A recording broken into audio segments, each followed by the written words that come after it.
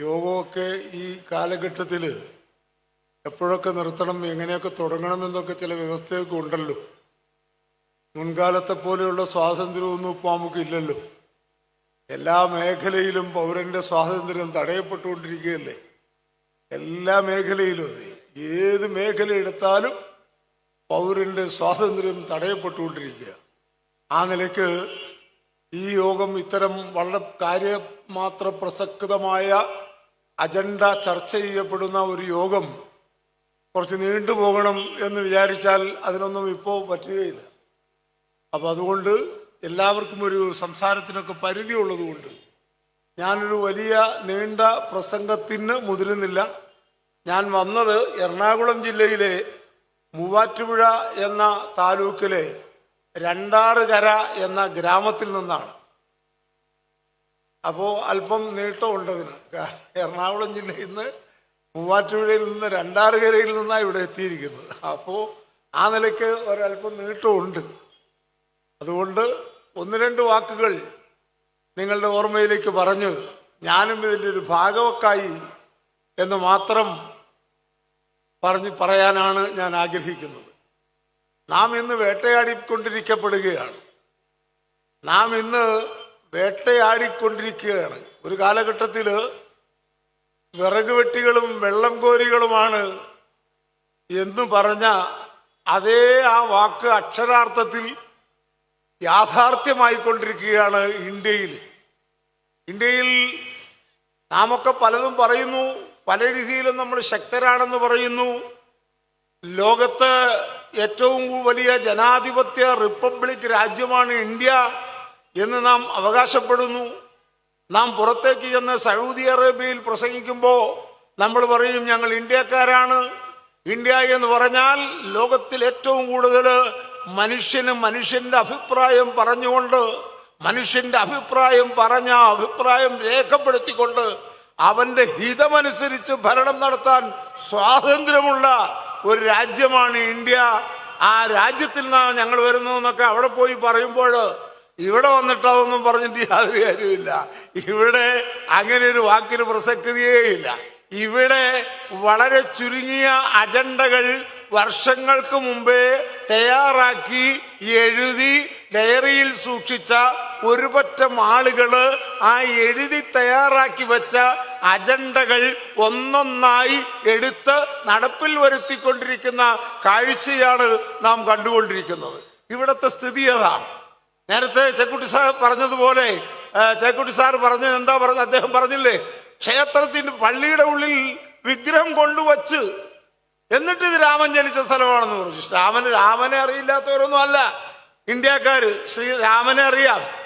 കിഷ്കിന്ധകാന്ഡമെന്നും ആരണ്യകാന്ഡമെന്നും യുദ്ധകാന്ഡമെന്നും ബാല്യകാന്ഡമെന്നും ഇങ്ങനെ 6 or 7 കാണ്ഡങ്ങളായി വിവരിക്കപ്പെടുന്ന കാരണനായ ഗണനായകൻ ബ്രഹ്മാത്മകൻ കാരുണ്യമൂർത്തി ശിവശക്തി സംഭവൻ ദേവൻ വാരണനായ മുഖ പ്രാരാബ്ധ വിഘ്നങ്ങളെ വാരണം ചെയ്തിടുവാനാവോളം വന്നിക്കുന്നേനെന്നൊക്കെ പറഞ്ഞ് ദശരഥ മഹാരാജാവിൻ്റെ കഥ പറയുന്ന, കൗസല്യയുടെ കഥ പറയുന്ന, കൈകേയിയുടെ കഥ പറയുന്ന, പുത്രനില്ലാതെ പുത്രകാമേഷ്ടി യാഗം നടത്തി മക്കളുണ്ടായ കഥ വിവരിക്കുന്ന രാമായണം പഠിക്കാത്തവരല്ല ഇന്ത്യക്കാർ.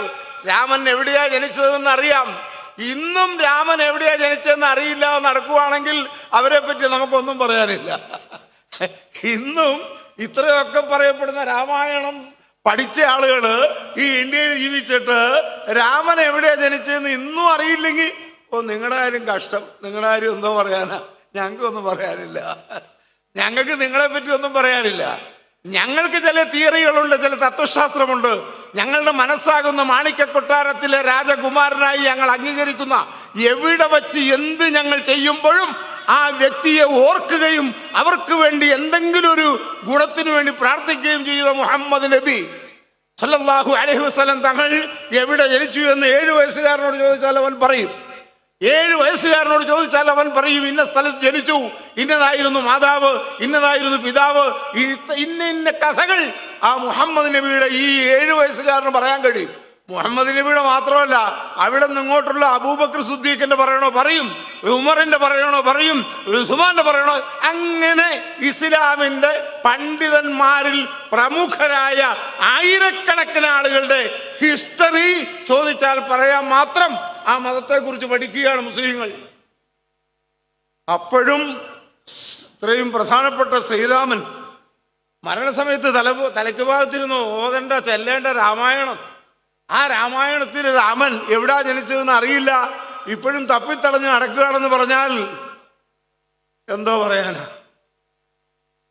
എന്നിട്ട് ആ രാമവിഗ്രഹം എടുത്തൊരു പള്ളിയിൽ കൊണ്ടുവന്ന് വെച്ചിട്ട്, നമുക്കും ചെറിയ കുഴപ്പമൊക്കെ ഉണ്ട് അതിൻ്റെ അകത്ത്. അതെന്താ, രാവിലെ സുബഹി നിസ്കരിക്കാൻ വാങ്ക് കുടിക്കാൻ വന്ന പള്ളിയിൽ വന്ന മുക്കറി ആ വിഗ്രഹം കണ്ടപ്പോ, എൻ്റെ അമ്മോ പള്ളിയിലൊരു വിഗ്രഹമേ എന്ന് പറഞ്ഞ് പുറത്തേട്ട് ചാടുകയല്ല വേണ്ടത്. അയാൾ ആ വിഗ്രഹം എടുത്തുകൊണ്ട് ഏതെങ്കിലും കുഴിയിലേക്ക് വലിച്ചെറിഞ്ഞിട്ട് അവിടെ വാങ്ക് വിളിക്കുക വേണ്ടത്. അങ്ങനെയുള്ള ആംബിയർ ഈ കാക്കാക്കും ഉണ്ടായില്ല. ഏതായാലും അതൊരു വലിയ പ്രശ്നത്തിൽ കലാശിച്ചു. അവസാനം പ്രശ്നം എങ്ങനെ പരിഹരിച്ചു? നീതിമാനായ ജഡ്ജി, ഇവിടെ നീതിയാണല്ലോ, ഇവിടെ ധർമ്മമാണല്ലോ, ഇത് ഇന്ത്യയാണല്ലോ, ഭഗവത്ഗീതയുടെ നാടാണല്ലോ, മനുസ്മൃതിയുടെ നാടാണല്ലോ. ഈ മനുസ്മൃതിയുടെയും ഭഗവത്ഗീതയുടെയും രാമായണത്തിന്റെയും നാടാകുന്ന ഇന്ത്യ നീതിയുടെ നാടാണല്ലോ. അതുകൊണ്ട് നീതിമാനായ ജഡ്ജി ബാബരി മസ്ജിദിന്റെ കാര്യത്തിൽ വിധി പറഞ്ഞു. എങ്ങനെ? ജിയോളജി, ഭൂമിശാസ്ത്രം, ഭൂമി പരിശോധിക്കുക. അവിടെ രാമന്റെ വല്ലതും ഉണ്ടോ എന്ന്. ഒന്നുമില്ല. അവിടെ അതിന്റെ 7ാം ഭൂമിയുടെ അടിയിലുണ്ടോ? അവിടെയില്ല. ആ പ്രദേശം ആകെ പരിശോധിച്ചപ്പോൾ രാമൻ അതിലെ വഴി നടന്ന അടയാളം പോലും ഇല്ല എന്ന് കിട്ടി. എന്നിട്ടും ജഡ്ജി പറഞ്ഞെന്താ, സംഗതി അങ്ങനെയൊക്കെ ആണെങ്കിലും രാമൻ്റെതല്ല, രാമൻ ജനിച്ചിട്ടുമില്ല, ഒന്നുമില്ല, അങ്ങനെയൊക്കെ ആണെങ്കിലും ഇത് പൊളിച്ച പാർട്ടിക്ക് തന്നെ ഇരിക്കട്ടെ, കാരണം അവർക്ക് ഇത് ആവശ്യവും. അതാണ് ഇവിടുത്തെ നീതി. ആ നീതിയാ ഇനിയും നമ്മൾ പ്രതീക്ഷിക്കേണ്ടതുള്ളൂ. ഈ വിഷയത്തിലും ആ നീതിയെ നമ്മൾ പ്രതീക്ഷിക്കേണ്ടതുള്ളൂ. ഈ വിഷയത്തിലും ഇതിലപ്പുറമുള്ള വിഷയത്തിലും ഈ ഇന്ത്യ രാജ്യത്ത് ഇതിലപ്പുറം ഒരു നീതി ഉണ്ടാകുമെന്ന് കരുതേണ്ടതില്ല. ആരെയാണ് ഇവർ ആട്ടി ഓടിക്കാൻ പോകുന്നത്? ആരുടെ വഖഫ് ഭൂമിയാണ് പിടിച്ചെടുക്കാൻ ശ്രമിക്കുന്നത്? മുസൽമാന്റെ. ഏത് മുസൽമാന്റെ? രാജ്യസ്നേഹം എന്തിനേക്കാൾ വലുതാണ്? സ്വന്തം മകനെങ്ങനെ കയ്യിലുയർത്തി പിടിച്ചുകൊണ്ട് ആ മകന്റെ കഴുത്തിലേക്ക് കഠാരി കയറ്റിന്റെ അവസ്ഥ വന്നാൽ അതും ഈ രാജ്യത്തിന് വേണ്ടി ഞാൻ ചെയ്യുമെന്ന് തെളിയിക്കുന്ന മുസൽമാന്. ഈ ഇന്ത്യ രാജ്യം ഒരുപാട് മുഗൾ ചക്രവർത്തിമാർ ഭരിച്ചിട്ടുണ്ട്. അതിൽ അവസാനത്തെ കണ്ണിയാണ് ബഹദൂർ ഷാ സഫർ. ബഹദൂർ ഷാ സഫറിനെ രാജ്യം കടത്താൻ, നാട് കടത്താൻ കോടതി വിധിയായി, ബ്രിട്ടീഷ് കോടതി. ആ വിധി വന്നപ്പോൾ അദ്ദേഹം നാട് വിട്ടുപോവുക. കൽക്കട്ടക്കാരനാണ് ബഹദൂർ ഷാ സഫർ, കൽക്കട്ടക്കാരനാണ്. നമ്മുടെ രവീന്ദ്രനാഥ് ടാഗോറിന്റെ നാട്ടുകാരനാണ്. അദ്ദേഹത്തെ നാട് കടത്തുമ്പോൾ, അദ്ദേഹം നാട് കടത്തി പോകുമ്പോൾ ബ്രിട്ടീഷുകാർ കൊണ്ടുപോകുമ്പോൾ ഒരു സഞ്ചിയിൽ കുറെ മണ്ണ് വാരി ഈ ബഹദൂർ ഷാ സഫർ ശേഖരിച്ചു. മണ്ണ് വാരി ശേഖരിച്ചപ്പോൾ അടുത്തുള്ള ആളുകൾ ചോദിച്ചു, എന്തിനാ ഇവിടെ നിന്ന് കൽക്കട്ടയ്ക്ക് പോകുന്ന, അങ്ങോട്ട് കൊണ്ടുപോകുന്ന, അവിടെ കൊണ്ടുവന്ന് തൂക്കിക്കൊല്ലൂലേ, നിങ്ങൾ എന്തിനാ ഈ മണ്ണെടുക്കുന്നത്? അപ്പോഴാണ് ബഹദൂർ ഷാ സഫർ പറയുന്നത്, ഇന്ത്യ എൻ്റെ രാജ്യമാണ്, ഈ ഇന്ത്യയിൽ കിടന്ന് മരിക്കണമെന്ന് ഞാൻ ആഗ്രഹിച്ചു.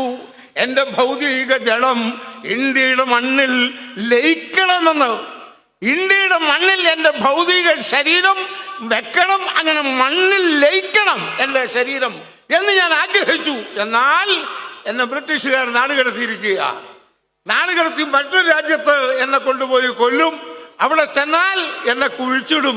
മരിച്ചു കഴിയുമ്പോൾ അങ്ങനെ കൊന്ന് എന്നെ കുഴിച്ചിടുമ്പോഴേ ഞാൻ ഈ സഞ്ചിയിലെടുത്തിരിക്കുന്ന ഈ ഇന്ത്യയുടെ മണ്ണുണ്ടല്ലോ, അത് എന്നെ കുഴിച്ചിടുന്ന കബറിൽ വിരിച്ചിട്ട് അതിൻ്റെ പുറത്തെൻ്റെ ശരീരത്തെ വെക്കണമെന്ന് പറഞ്ഞ് രാജ്യത്തെ സ്നേഹിച്ച ബഹദൂർ ഷാ സഫറിന്റെ അനുയായികളെയാണോ നിങ്ങൾ പേപ്പട്ടിയെ പോലെ ഓടിക്കുന്നത്?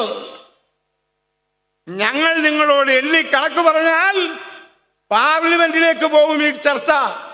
പാർലമെന്റിന്റെ അകത്തളത്തിലാണ് നിങ്ങൾ ചർച്ച ചെയ്യുന്നെങ്കിൽ പാർലമെന്റ് മന്ദിരത്തിന്റെ സ്ഥലത്തെ കുറിച്ച് ഞങ്ങൾക്ക് ചർച്ച ചെയ്യേണ്ടി വരും. സെക്രട്ടേറിയറ്റിന്റെ സ്ഥലത്തെ കുറിച്ച് ഞങ്ങൾ ചർച്ച ചെയ്യേണ്ടി വരും. വഖഫ് വഖഫ് വഖഫ് എന്ന് പറയുന്ന ഭൂമി എവിടെയൊക്കെ കിടക്കുന്നത്? വഖഫ് ഭൂമിയാണോ അല്ലയോ എന്ന് തീരുമാനിക്കേണ്ട വില്ലേജ് ഓഫീസർ വഖഫ് ഭൂമിയിലായിരിക്കുന്നത്. അപ്പൊ വഖഫിനെ കുറിച്ച് ചർച്ച ചെയ്താൽ വഖഫ് കൈയേറിയത് ആരാണ്? സർക്കാരാണ്. ഇവിടുത്തെ മുൻഗാമികൾ പാവങ്ങൾ, നല്ല മനസ്സുള്ളവർ, സാധുക്കൾക്ക് വേണ്ടി, അനാഥകൾക്ക് വേണ്ടി, അഗതികൾക്ക് വേണ്ടി, രോഗികൾക്ക് വേണ്ടി, പീഡിതർക്ക് വേണ്ടി ഉപയോഗിക്കാൻ അവരുടെ സമ്പത്തിന്റെ നല്ലൊരു ഭാഗം വിട്ടുകൊടുത്തു. ആ സമ്പത്താണ് ഇന്ന് നമുക്കതിനുള്ള അവകാശം ഇല്ലാതാക്കാൻ ഉള്ള ശ്രമം പിടിച്ചെടുക്കുന്നത്. വഖഫ് മുനമ്പത്ത് സമരം നടന്നപ്പോ ആരാണ്ട് പറഞ്ഞു വഖഫ് അല്ലാന്ന്. വഖഫ് അല്ലെന്ന് പറഞ്ഞപ്പോ എടപ്പള്ളിന്ന് ആധാരത്തിന്റെ ഫോട്ടോ കോപ്പി എടുത്തു. മുനമ്പത്തെ ഭൂമി വഖഫല്ല, അങ്ങനെ വഖഫ് ഭൂമിയെ അവിടെ ഇല്ല എന്ന് പറഞ്ഞ ഈ BJP വക്താക്കൾക്ക് മറുപടി പറയാൻ എടപ്പള്ളി പോയി രജിസ്റ്റർ ഓഫീസിൽ നിന്ന് ആധാരത്തിന്റെ പകർപ്പെടുത്തു. ആധാരത്തിന്റെ പകർപ്പെടുത്തപ്പോൾ ആധാരത്തിന്റെ പകർപ്പിൽ തുടക്കത്തിലെ എഴുതിയിരിക്കുക ബിസ്മില്ലാഹിർ റഹ്മാനിർ റഹീം എന്ന് പറഞ്ഞാൽ ബിസ്മില്ലാഹിർ റഹ്മാനിർ റഹീം അങ്ങനെയല്ല. ആധാരത്തിന്റെ തുടക്കം അള്ളാഹുവിന്റെ നാമത്തിൽ, പടച്ചവന്റെ അള്ളാഹുവിന്റെ നാമത്തിൽ ഈ സ്ഥലം ആധാരം എഴുതുന്ന ആധാരത്തിൽ ആരെങ്കിലും അള്ളാഹിന്റെ നാമം പറയൂ? നിങ്ങളുടെയൊക്കെ ആധാരത്തിൽ എവിടെയെങ്കിലും അള്ളാഹിന്റെ നാമം പറഞ്ഞ ആധാരം? ഒരു രജിസ്റ്റർ ഓഫീസിലും അള്ളാഹിന്റെ നാമത്തിൽ ആധാരമില്ല. അള്ളാഹുവിന്റെ നാമത്തിൽ എന്ന് പറഞ്ഞ ഒരു ആധാരം ലോകത്ത് ഒരു രജിസ്റ്റർ ഓഫീസിലും ഇല്ല, ഇന്ത്യയിലും ഒരു സ്ഥലത്തും ഇല്ല. എന്നാൽ മുനമ്പത്തെ വഖഫ് ഭൂമി ആധാരം ചെയ്തിരിക്കുന്ന ആധാരത്തിന്റെ ഫോട്ടോ കോപ്പി ഇടപ്പള്ളി രജിസ്റ്റർ ഓഫീസിൽ നിന്ന് എടുത്ത് പരിശോധിച്ചപ്പോൾ അതിൽ എഴുതിയിരിക്കുകയാണ് പരിശുദ്ധനായ അള്ളാഹുവിന്റെ തിരുനാമത്തിൽ ഈ ഭൂമി ഇന്ന ഇന്ന കാര്യങ്ങൾക്ക് വേണ്ടി ഞങ്ങൾ വഖഫ് ചെയ്യുന്നു എന്ന്. അത് വായിച്ചു കേട്ടിട്ട് വഖഫ് ഭൂമിയാണെന്ന് അംഗീകരിക്കാൻ തയ്യാറായിട്ടില്ല. ഞാൻ പറഞ്ഞു വരുന്നത് ഇതൊന്നും ചർച്ച ചെയ്യുന്ന കാര്യമില്ല. വഖഫ് ഭൂമി ഉറങ്ങുന്നവരല്ലേ സുഹൃത്തെ വിളിച്ചെളുപ്പിക്കുന്നത്? ഉറക്കം നടിച്ച് രാവിലെ നമുക്ക് വൈകുന്നേരം വരെ ഒരുത്തം കിടന്ന അവനെ വിളിച്ചാൽ എഴുന്നേൽക്കൂ? പച്ചവെള്ളം കൊണ്ട് അവന്റെ മേത്ത് ഒഴിച്ചാൽ അവൻ എഴുന്നേൽക്കുവോ? ചിലപ്പോ കുറെ തീക്കനൽ കോരിയിട്ടാ അറിയാം പിടഞ്ഞെണിക്കുമെന്ന്, അല്ലാതെ അവൻ എണിക്കില്ല. അവൻ ഉറക്കം നടിച്ചിരിക്കുക, അവൻ ഉറങ്ങിയിട്ടില്ല. അതല്ലേ BJP, അതല്ലേ RSS, അതല്ലേ സംഘപരിവാർ, അതല്ലേ കൃസംഖികൾ. ഇവർ ഉറങ്ങുകയല്ലോ, ഉറക്കം നടിക്കല്ലേ. ഇവർക്ക് അറിഞ്ഞുകൂടെ? അറിയാം. മുസ്ലിങ്ങൾ ആരാണെന്നറിയാം, മുസ്ലിങ്ങളുടെ ഓൾഡ് ഹിസ്റ്ററി അറിയാം, ഇന്ത്യക്ക് വേണ്ടി അവർ എന്ത് ചെയ്തുവെന്നറിയാം. ചെങ്കോട്ടയ്ക്ക് ജന്മം കൊടുത്ത മുസൽമാൻ, താജ്മഹലിന് ജന്മം കൊടുത്ത മുസൽമാൻ, കുത്തുബ് മിനാറിന് ജന്മം കൊടുത്ത മുസൽമാൻ. എന്തിനേറെ കേരളത്തിലേക്ക് വന്നാൽ വാര്യംകുന്തത്ത് കാളവണ്ടിയിലൂടെ ഒരു കാളവണ്ടി അടിക്കാരൻ അയാൾ ഉയർത്തി വിട്ട വിപ്ലവം എത്ര വലുതാ! വലിയൊരു വിപ്ലവത്തിനല്ലേ തിരികൊളുത്തിയത്. ആ കാളവണ്ടിയിലൂടെ നടന്ന് കാളെ അടിച്ചുകൊണ്ട് ജനങ്ങളെ സംഘടിപ്പിച്ച ആ സമരം ബ്രിട്ടീഷുകാരെ പുകച്ചു പുറത്താക്കാൻ കഴിയുന്നതാണ് എന്ന് മനസ്സിലാക്കിയപ്പോൾ അയാളെ കൊല്ലാൻ വേണ്ടി തീരുമാനമെടുത്തു. പിടിച്ചു കെട്ടി കൊണ്ടുവന്നു. പിടിച്ചു കെട്ടി കൊണ്ടുവരുമ്പോ ആണത്തുള്ള ഇന്നത്തെ നമ്മളെപ്പോലത്തെ കോശവന്മാരല്ല, നമ്മൾ മുസ്ലിങ്ങളാന്നൊക്കെ പറയുമെങ്കിലും നമ്മുടെ രീതിയല്ലല്ലോ. നമ്മുടെ രീതിയല്ല പുള്ളിക്കാരൻ പറഞ്ഞെന്താ, നിങ്ങൾ എന്നെ കൊല്ലാൻ കൊണ്ടെന്നാന്ന് എനിക്കറിയാം, നിങ്ങൾ എന്നെ കൊന്നോളൂ, പക്ഷെ ഒരു കാര്യം ചെയ്യണം, നിങ്ങളെല്ലാവരെയും കൊല്ലുന്നത് കൈ കെട്ടിയാ. എൻ്റെ കൈ കെട്ടരുത്, എൻ്റെ കൈ സ്വതന്ത്രമായിട്ട് വിടണം. ഞാൻ നിങ്ങളെ ഒന്നും ചെയ്യില്ല, എൻ്റെ കൈ വെറുതെ വിടുക, എൻ്റെ കൈ കെട്ടരുത്. മാത്രവുമല്ല, എന്നെ ഇങ്ങോട്ട് തിരിച്ചു നിർത്തിയിട്ട്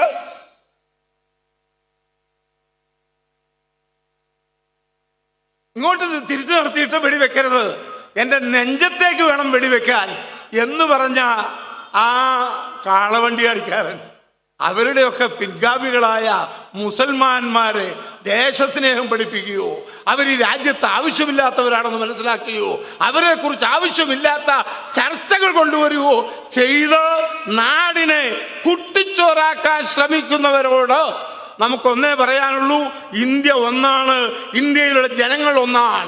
ഭാരതം എന്നത് വിവിധ വർണ്ണങ്ങളാൽ ജനിക്കപ്പെടുന്ന പൂക്കളുള്ള ഒരു ഉദ്യാനമാണ്. ആ ഉദ്യാനത്തിൽ നിന്ന് സുഗന്ധം വമിക്കണം, എന്നെന്നും സുഗന്ധം വമിക്കുമാറാകട്ടെ. ജയ് ഹിന്ദ്. നമസ്കാരം. നിർത്തുന്നു.